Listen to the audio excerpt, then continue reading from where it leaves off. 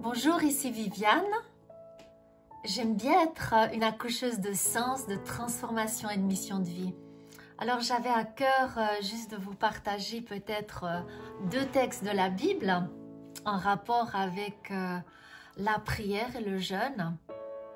Eh bien, si on ouvre le livre des Chroniques, le deuxième livre des Chroniques au chapitre 20, on voit que Josaphat vient de lancer une réforme spirituelle dans le royaume de Juda et tout de suite il se fait attaquer. C'est souvent ce qui nous arrive lorsqu'on a une initiative spirituelle, l'ennemi nous attaque. Alors là, c'est pour Josaphat, les Moabites, les Édomites et les Ammonites. Et Josaphat a peur. Le verset, je crois, 3 du chapitre 20 nous dit qu'il prit peur.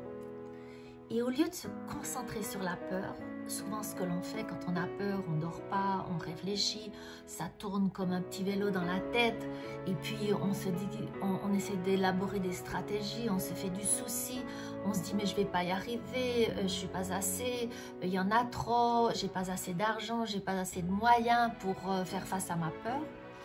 Eh bien, il est dit que Josaphat décida de consulter le Seigneur. C'est une décision. Au lieu de se focuser sur la peur, il se focus sur le Seigneur. Il décide de consulter.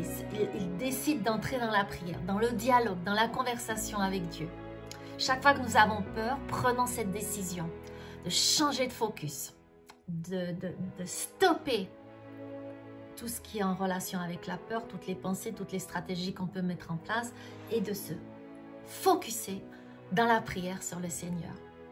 Et puis il est dit aussi qu'il promulgua une journée de jeûne, un jeûne pour tout son royaume. Un jeûne, c'est une sorte de... On est vraiment sérieux, Seigneur, à part ça, sur cela. On veut lâcher prise, on veut t'écouter, on veut tendre les bras vers toi, on veut recevoir tes stratégies. Et c'est très intéressant, tout le texte de Chronique 20 insiste, c'est toujours Juda qui vient, c'est Juda qui jeûne, c'est Juda. Il faut savoir que le royaume de Juda contient non seulement les fils de Juda, mais aussi les fils de Benjamin, les Benjamites, et beaucoup de Lévites qui sont dans le service du temple. Eh bien, il faut qu'on apprenne que lorsqu'on a une initiative spirituelle, qu'on change de focus, pas tout le monde va nous suivre. C'est une petite partie, même si Juda était très nombreux dans le royaume de Juda.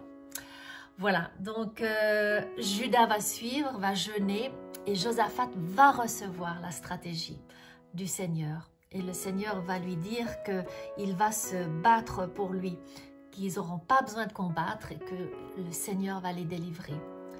Et il va lui montrer la stratégie qui est de mettre les chantres et les musiciens pour partir au combat en tête.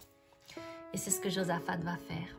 Et ça va provoquer une confusion dans le camp ennemi. Et lorsqu'ils vont arriver sur place, eh bien, ils vont voir qu'ils se sont entretués et ils n'auront qu'à prendre le butin, tous les beaux habits, tout le bétail, tout l'or, l'argent et le ramener à Jérusalem. Voilà le changement de focus de la peur à la prière, à la louange, en passant par le jeûne. Eh bien, c'est très intéressant que cette même stratégie nous est redonnée par Paul dans l'Épître aux Philippiens au chapitre 4 et les versets 6 à 8. Il dit « Ne vous inquiétez de rien, changez de focus, mais en toute chose, demandez à Dieu par la prière ce dont vous avez besoin. » Donc pareil, le changement de focus. Et il dit « Vous demandez avec action de grâce, avec reconnaissance, avec un cœur reconnaissant, dans la louange, dans la gratitude. Vous vous focussez sur ce qui va bien. Et comme si on n'avait pas bien compris, il insiste et il dit, frères et sœurs, portez alors votre attention sur tout ce qui est honorable, digne de louange, sur tout ce qui est vrai, tout ce qui mérite d'être respecté, tout ce qui est juste et pur, tout ce qu'on peut apprécier et estimer. Voilà, c'est vraiment le changement de focus qui est très très important. Changer d'énergie, changer de croyance intérieure, de pensée. Et la louange va orienter ce changement d'organisation de nos neurones pour être ouvert aux stratégies du Seigneur. Je vous embrasse, je vous aime et je vous dis à une prochaine, à tout bientôt.